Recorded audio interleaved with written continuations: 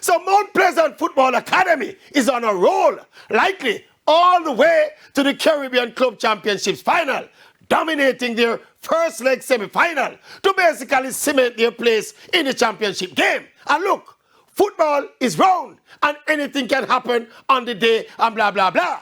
But Mount Pleasant supposed to win this little Caribbean Championship soup without even breaking a sweat. When you look at the resources at their disposal, as reflected in the depth and quality of their squad, and all the supporting services and personnel, they're not supposed to drop a point, much less lose a game, much less fail to win this Caribbean title. Which, by the way, is the same title that the much less resourced Cavalier won a few seasons ago.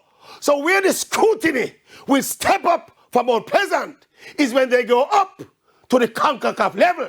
Now that is where the interest will mount. Have a pleasant day.